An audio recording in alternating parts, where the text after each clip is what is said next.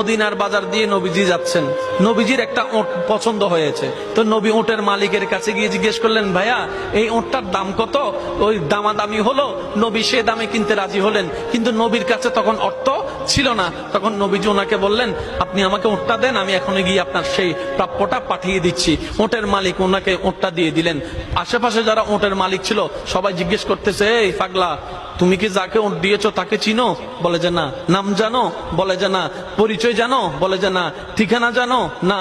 তো তুমি যে ওটটা দিয়ে দিলা, উনি যদি ওটার টাকাটা না ফাটায় তখন তো তুমি লসের মধ্যে চলে যাবা। সে ওটের মালিক বলে, এত সুন্দর নুরানি চেহারাওয়ালা কখনো বাটপার হতে পারে না, কখনো চিটার হতে পারে না, কখনো মিথ্যুক হতে পারে না। ওনার চেহারা দেখেই তো আমি ওট বিক্রি করার আগে মনটাই বিক্রি করে দিয়েছি, মনটাই বিক্রি করে দিয়েছি, মনটাই বিক্রি করে দিয়েছি। তোমরা যাই বলো, আমার মন বলে উনি আসবেই আসবে, টাকাটা পাঠাবেই পাঠাবে।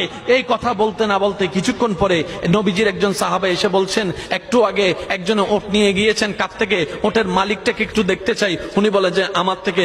তো উনি বললেন, আমাদের নবী আপনার থেকে ওটটা নিয়ে গিয়েছেন, ধরেন ওটের টাকাটাও দিয়েছেন, আপনাদের খাবার জন্য কিছু খেজুরও হাদিয়া পাঠিয়েছেন, খেজুরও হাদিয়া পাঠিয়েছেন। ওই ওটের মালিক বলে, ভাইয়া